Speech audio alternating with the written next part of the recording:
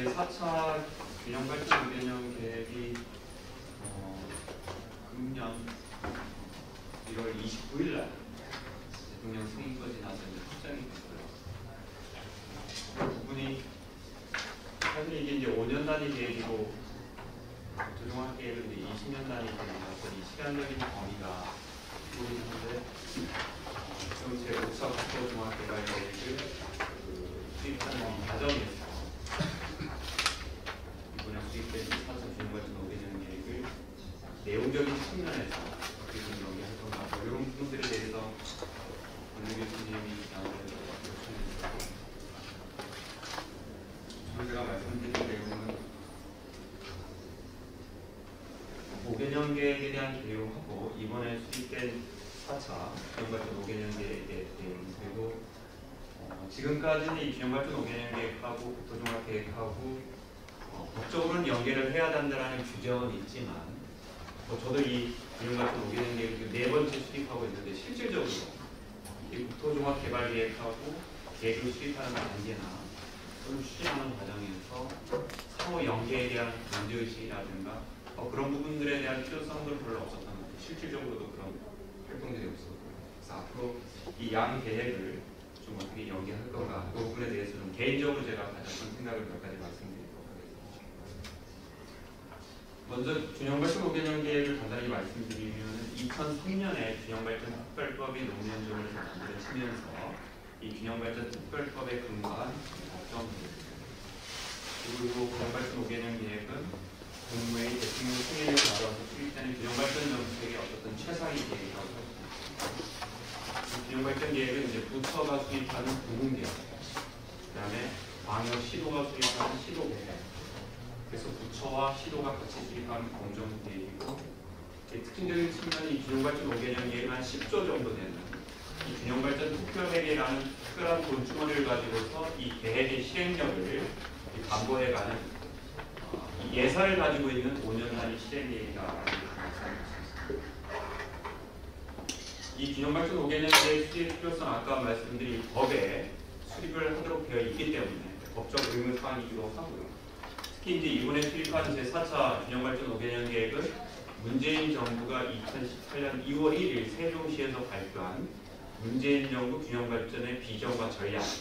그때는 이제 비전과 전략이란 큰 얼개만 제시했기 때문에 이 비전과 전략을 어떻게 부문계획과 시도계획으로 구체화할 건가라는 어떤 필요성 때문에 이제 시작이 됐고요. 또 하나는 이제 재정적인 운영 측면에서 보면 이 10조라는 균특회계의 돈 주머니를 어떻게 균형발전 정책과 연계해서 효율적으로 쓸 건가. 어찌 보면 이 균특회계의 사용의 나침판과 같은 역할을 이 계획이 하기 때문에 이 계획의 필요성을 살펴볼 수 있고요. 또 하나는 이 계획을 수립하는 과정에서 비전과 전략에 문재인 정부가 추진하는 균형발전 정책의 큰 방향을 제시했지만 실질적으로 지역에서 또 주민들이 느끼고 있고 원하는 사업들은 어떤 것이 있는가 거꾸로 말하면 지역에서 원하는 내용들과 사업들을 수정하기 위해서도 이 계획 수립이 이제 필요한 측면이 있었다는 말씀을 드리겠습니다. 전체적으로는 공식적으로는 4월부터 시작이 됐지만 실질적으로 저희가 이제 준비한 건 17년 10월 정도부터 일단 1년간 정도 준비를 통해서 올해 1월 29일 국무회의와 대통령 승인을 거쳐서 공포가 되었다고 보시면 됩니다. 이 균형발전 5개년 계획은 참여정부가 출범하면서 이 균형발전 정책을 체계적으로 추진하기 위해서 제1차 균형발전 5개년 계획이 참여정부 때 추진이 되었습니다. 그다음에 이제 이명박 정부, 박근혜 정부, 보수 정부로 오면서 이 균형발전, 혁신이라는 이 용어 자체를 그 당시에는 쓸 수 없는 그런 상황이었기 때문에 이 균형발전이라는 용어가 전부 다 지역발전이라는 용어로 대체가 됐습니다. 그래서 법에도 지역발전이라는 이름도, 그 다음에 계획에도 그렇고, 그 다음에 회계도 그렇고. 그래서 사실은 이름이 이제 보수정부에서는 지역발전으로 되어 있지만 기본적인 방향은 이 균형발전이라는 큰 맥락에서 다소 약화되긴 했지만 균형발전이라는 기조를 기본적으로 깔고 갔기 때문에 이번에 문재인 정부에서 수립한 이 계획은 어찌 보면 사실 균형발전이란 타이틀 측면에서 보면 제2차 국가균형발전 5개년 계획이 있지만 아까 말씀드린 보수정부 10년 동안에 수립된 두 번의 이 지역발전 계획도 기본적으로는 균형발전이라는 방향성을 가지고 있지만 이 진보 정부에서 했던 정책들에 대한 어떤 그 선긋기라는 이런 측면에서 용어를 쓸 수 없었기 때문에 지역 발전이라는 용어를 썼었고, 사실은 그런 측면에서 보면 계획의 일관성, 순차성이라는 측면에서 보면 그때 4차 균형 발전 5개년 계획이 문재인 정부에서 수립이 돼서 계획 시간적인 범위는 18년부터 22년까지로 되어 있습니다. 잠깐 한번 그 기존에 수립된 계획들을 보면 참여정부에서 수립했던 정책들은 혁신도시라든가 세종시 같은 그 수도권의 집중을 지방으로 분산시키기 위한 다독 분산형 균형 발전에 포커스가 맞추어진 정책이었고, 그다음에 이명박 정부에서 수립한 지역발전 5개년 계획의 특징은 지금 16개의 광역 시도를 5+2, 7개 광역 인구 규모 한 500만 이상의 이 광역권을 만들어서 결국 지역의 경쟁력을 어떻게 높일 건가에 초점이 맞춰져 있던 계획이에요. 그다음에 박근혜 정부에 수립했던 제2차 지역발전 5개년 계획은 당시 그때 대선 과정에서도 그렇고 인수위에서도 국민 행복, 삶의 질 이런 부분들이 강조됐기 때문에 지역발전 5개년 계획은 어떻게 하면 주민의 삶의 질, 행복도를 높일 건가에 초점이 맞춰져 있었고, 그거를 구현하기 위한 공간 단위는 지금 시군 단위로는 주민들의 생활권과 괴리된 부분들이 많기 때문에 주민들의 생활 반경을 고려한 63개의 생활권을 기본 공간 단위로 하고 63개 생활권에 거주하는 주민들의 삶의 질, 행복도를 어떻게 높일 건가라는 정책들. 그러다 보니까 이제 소프트한 정책들, 문화 정책들, 그 다음에 지금까지 균형 발전 정책의 복지라는 이 영역이 들어오지 않았었는데 박근혜 정부 때 처음 이 균형 발전 정책에 이 10조라는 돈주머니에 복지부 예산들이 들어와서, 왜냐하면 복지, 의료라는 게 주민들의 삶의 질과 굉장히 밀착되어 있기 때문에 그런 사업들을 추진을 해야 됐고, 그리고 위해서 계획에 들어오고 이 10조라는 돈주머니 속에도 이 복지부 사업들이 대거 들어오는 그런 계기가 됐습니다. 전체적으로 보면 아까 말씀드린 이 균형발전 5개년 계획은 부문계획과 이 지역계획으로 되어 있는데, 이 지역계획 측면에서는 많은 변화가 있었던 것 같아요. 소위 말하는 이 계획의 공간 단위가 참여정부에서는 광역 시도였기 때문에 16개로, 그 다음에 이명박 정부는 5+2 광역경제권을 중심으로 해서 이 소위 말하는 벨트에 해당되는 우리가 동해안, 남해안, 서해안, 접경지역, 그 다음에 내륙의 3개 벨트를 포함한 7개의 벨트 초강력 개발권이라고 얘기를 하는데, 이 4+3 초강력 개발권이 들어왔었고, 그 다음에 실질적으로 작동은 되지 않았습니다만 또 박근혜 정부에서 시도했던 지역행복생활권의 초기 버전의 본인들이 이명박 정부에서 내서 기초생활권이라는 것들이 들어왔었습니다. 박근혜 정부는 아까 말씀드린 시군 경계를 넘어선 63개 생활권을 공간 단위로 해서 지역계획이 수립됐습니다. 근데 문재인 정부는 다시 그 이명박 정부랑 박근혜 정부에서 수립했던 공간 단위에 대한 폐기와 함께 문재인 정부는 분권이라는 게 굉장히 중요하다 보니까 이 분권을 추진하는 데 있어서 이 분권의 단위를 어디로 삼을 건가, 물론 이제 기초시군구도 가능하고 광역자치단체도 가능한데 공약 과정에서도 그렇고 시도지사 협의라든가 제2법무회 이런 것들이 나오면서 기본적으로 시도를 분권의 단위로 삼아야 되겠다, 분권을 추진하는 주체로 삼아야 되겠다는 그런 부분들이 있었기 때문에 이번에는 균형과 분권이라는 것을 같이 가져가기 위해서는 이 계획의 공간 단위도 시도로 좀 해야 되겠다는 측면에서 17개, 참여정부 때는 있지 않았던 이 세종시가 들어오면서 17개의 광역 시도를 공간 단위로 했다는 말씀입니다. 그리고 이 균형발전 5개년 계획은 아까 말씀드린 5년 단위 계획이고요. 이 5년 단위 계획 중에 이제 1년 단위의 액션 플랜들을 수립하도록 되어 있고, 그 다음에 각각의 1년 단위 액션 플랜을 평가를 해서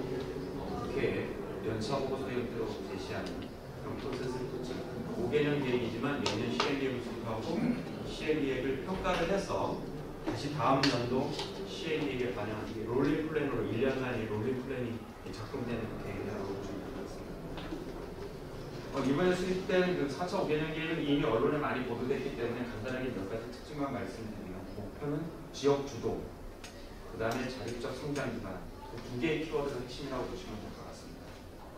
그리고 이러한 지역 주도, 자립적 성장 기반을 만들기 위해서 이 사람의 문제, 삶의 질, 그 다음에 이 인구 감소, 지역 소멸과 관련된, 아마 역대 우리가 그 균형발전 5개년 계획을 수립하면서 지역 소멸, 인구 감소를 그렇게 심각하게 고려하지 않았었는데, 이 4차 균형발전 5개년 계획에서는 공간 측면에서 제일 중요한 부분이 인구 감소와 지역 소멸, 이걸 어떻게 대응할 건가 이런 고민을 담은 공간전략. 이제 4차 산업혁명 시대와 연계해서 새로운 지역 혁신 역량들을 어떻게 만들어 갈 건가와 관련된 산업전략. 그래서 이번에 수립된 그 제4차 균형발전 5개년 계획은 지역 주도, 자립적 성장기관이라는 것들을 구현하기 위해서 삶의 질을 높이기 위한 산업전략, 그 다음에 지방 소멸에 대응한 공간전략, 그 다음에 4차 산업혁명 시대의 일자리와 혁신 역량을 강화하기 위한 산업전략, 이 세 개의 축으로 구성이 되어 있다고 보면 될 것 같아요. 그 다음에 목표는 2022년에 그 비수도권의 인구 50%, 비수도권의 일자리 비중 50%, 그 다음에 수도권으로부터 지방 회귀하는 귀농 기초로 인구를 90만 명 이상으로 하겠다는 정략의 문제가 준비되었습니다. 아까 말씀드린 사람, 공간, 산업 전략을 구체화하기 위해서 9개의 핵심 과제를 꼽았고, 그 다음 이 9개의 핵심 과제 밑에 실질적인 프로그램들이 37개가 있습니다. 그러니까 이 37개의 프로그램들이 아까 말씀드린 10조의 예산을 가지고 추진이 되는데, 아까 말씀드린 이 균형발전 5개년 계획은 이 공공계획 17개 이제 부처가 달라들어가지고 계획을 수립하고 추진하게 되는데, 각각의 이 핵심 과제마다 주관 부처와 이제 협력 부처들이 이제 패키지 형태로 계획을 수립하고 추진하는 구조입니다. 그래서 사람 부분에서는 교육과 관련해서는 교육, 문화관과 관련해서는 문체부, 그 다음에 사회질, 보건복지, 의료는 복지부가 주관 부처가 돼서 챙기고, 그 다음에 이 지역 소멸, 인구 감소에 대응한 이 공간 부분에서는 농산어촌 부분은 농식품이고, 그 다음에 우리 강소도시과, 그 다음에 중소도시 제도야, 도시적인 우리들 이런 부분은 국토, 그 다음에 행안부가 지금 인구 감소 지역에 대한 특별법도 만들고 있고 대응 정책들을 만들어가고 있고, 이 부분은 이제 산업 부분에서 이 혁신도시 시즌2와 관련된 부분은 공간적인 부분은 국토고, 그 다음에 클러스터와 관련된 산업적인 콘텐츠는 산업과 스무드거든요. 그러니까 이번에 좀 특징적인 게 산업 쪽에 지금 들어가 있긴 한데, 전국의 그 국토 중에 보면 지금 우리가 사용하지 않은 고공유지 이런 부분들이 굉장히 많이 있습니다. 이런 부분들을 어떻게 우리가 활용해서 소위 말하는 이 생산 가능 곡선을 외우고 올릴 건가, 새로운 부의 창출 기회를 만들 건가, 이런 부분에 기재부가 굉장히 관심을 많이 가졌었고요. 그래서 그런 부분들이 지금 새롭게 들어와서 지역에 지금 쓰지 않은 이 유휴 자산들을 어떻게 경제적인 자산으로 활용할 건가에 대한 고민과 사업들도 이번 5개년 계획에 들어와 있다는 말씀입니다. 그리고 5개년 계획의 구체적인 내용들은 그 균형발전 홈페이지에 올라가면, 균형발전 홈페이지에 가면 제4차 균형발전 5개년 계획의 분계 시도 계획들이 다 되어 있습니다. 그래서 자세한 내용들은 참고를 할 수 있는 거고. 그 다음에 이번에 그 수립된 계획들의 특징들에 대해서는 이건 넘어가도록 하겠습니다. 다만 이제 이 시도 계획에서 이 부분을 말씀드리면, 공공계획에서는 아까 말씀드린 것처럼 이 인구 감소 지역에 대한 대응, 그다음에 4차 산업혁명에 대한 대응, 이런 부분들이 들어가 있고, 하나는 이제 이번 정부가 지향하는 이 국정 방향 또는 균형발전 정책의 방향이 참여정부 때 추진했던 균형발전 정책을 계승 보완하겠다는 게 문재인 정부의 기본적인 입장이다 보니까, 참여정부 때 추진했던, 그러면서 보수정부 10년을 거치면서 동력을 잃어버렸던 사업들을 다시 확대시키기 위한, 활성화시키기 위해서 혁신도시 시즌2, 국가혁신 클러스터, 그 다음에 신활력 사업에 부속한 신활력 클러스터, 이런 부분들이 지금 들어와 있는 부분입니다. 그 다음에 이 17개 시도가 수립한 이 지역계 시도 발전 계획에서 특징은 두 번째 그 발전 방안에 나와 있는 콘텐츠를 보시면, 아까 말씀드린 산업, 공간, 산업, 분문계획과 시도 계획의 공이 이렇게 연계해서 가져가는 부분이고, 다만 시도에서 봤을 때 지금 새로운 어떤 지역적인 수요 이슈가 뭐냐면, 지역 내에서의 이 균형 발전을 어떻게 가져갈 건가. 도면도 하다못해 평청뿐만 하더라도 영동고속도로를 기점으로 해서 상류 지역과 그다음에 하류 지역 간의 격차 문제, 이런 부분들이 굉장히 심해서 이런 부분들을 어떻게 해소할 건가, 이런 부분들이 굉장히 관심들이 많은 부분이라서 지역 내 불균형 부분들을 어떻게 해소할 건가, 이게 아마 제4차 균형발전 5개년의 시도계획의 처음 역내 불균형 해소라는 부분들이 들어온 부분입니다. 그 다음에 연계 협력에 대한 부분들도 상당 부분 고민들이 많이 됐어요. 그래서 이번에 이제 그 강원도, 충북, 호남이 연계하는 이 강호축, 국토부에서는 아직 이 제5차 계획이 이 강호축을 받을 건가 안 받을 건가 관련해서 굉장히 아직도 지금 스탠스가 지금 정확히 정해져 있지는 않은데, 어떻든 지역에서는 지금 이 강호축이 정부 축에 대응하는 새로운 균형발전 축으로서 이 강호축에 대한 필요성을 굉장히 강조하고 있고, 충북의 이시용 지사라든가 아니면 강원도의 최은준 지사님, 그 다음에 호남 쪽에 계신 의원님들도 굉장히 이 강호축에 대한 개발 필요성에 대해서 굉장히 주장들을 많이 하고 계신데 과연 이제 이 부분이 5차 계획이 어떻게 반영될지 하는 관심을 가지고 봐야 될 것 같습니다. 그리고 또 하나는 이번에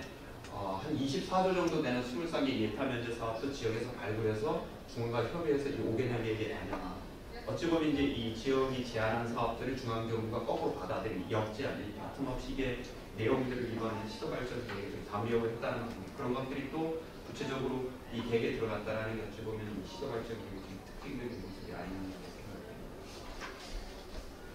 그 다음에 이 5개년 계획의 전체적인 재정 수입 규모는 지금 한 175조에다가 예타 면제 사업이 추가되면 한 200조 정도 될 거라고 생각합니다. 이번에 그 5개년 계획의 그 추진 체계 어떻게 할 건가와 관련돼서는 이 분권 표현 혁신 이 세 개의 가치를 나름대로 복원하고 이런 가치를 반영하기 위해서 고민들이 있었다는 말씀을 좀 드리겠습니다. 그래서 10년 만에 지역혁신 협의회를 부활시켜서 여러 가지 계획의 협의라든가 혁신의 사업들을 계획에 받을 수 있도록 해준 그런 부분들. 그다음에 지역발전 투자 협약 같은 것들을 새롭게 도입해서 지역 구조성을 좀 강화하려고 하는 부분들. 그다음에 생활 밀착형 SOC라든가 그다음에 그 균형발전 총괄 지표를 통해서 내년부터 각종 사업의 지역별 차등 지원이 적용될 텐데 그래서 좀 낙후된 지역들이 어려운 지역들이 계획에서 그다음에 개발 사업에서 소외되지 않고 개발에 참여할 수 있는 가능성을 열어놓은 포용적인 측면 이런 부분들이 제4차 5개년 계획에서 완벽하진 않지만 부분적으로 반영하기 위해서 제도들이 만들어져 있다는 말씀드립니다. 그 마지막으로 지금 제5차 국토 종합계획이 계획 로드맵을 보면 올 말쯤 이제 최종 확정 단위로 되어 있는데 이미 올해 이미 수립된 제4차 균형발전 5개년 계획과 어떻게 연계할 건가 이 부분에 대한 부분인데 저도 사실 제4차 균형발전 5개년 계획 관련해서 네 번의 균형발전 5개년 계획을 수립하면서 국토계획에 대해서는 기본적으로 저희가 계획 수립할 때 하지만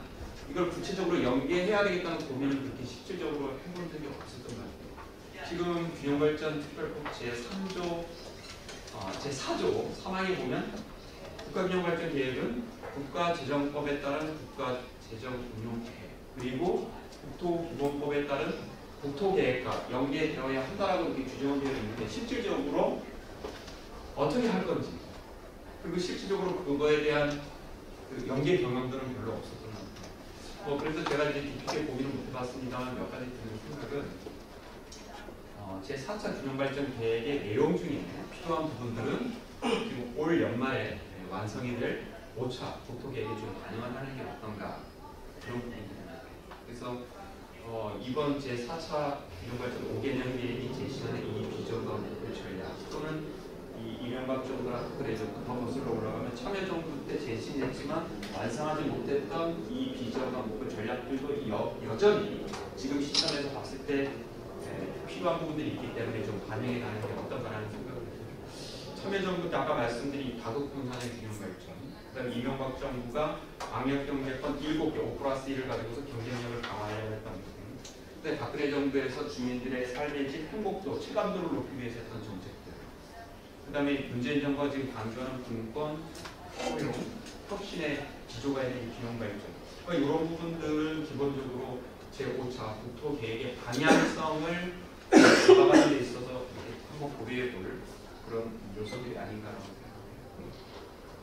그 다음에 두 번째는 이 제4차 균형발전 5개년 계획에 들어갔던 이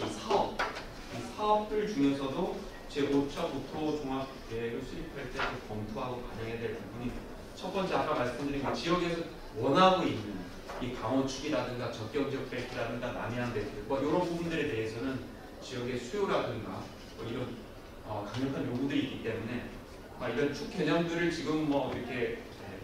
제5차 국토계획에 수립하는 과정에서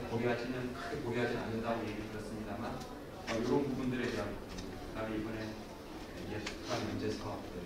그다음에 인구 감소 지역에 대한 정책들 지역에 대한 부분 그다음에 지역 인류 자산의 활용 부분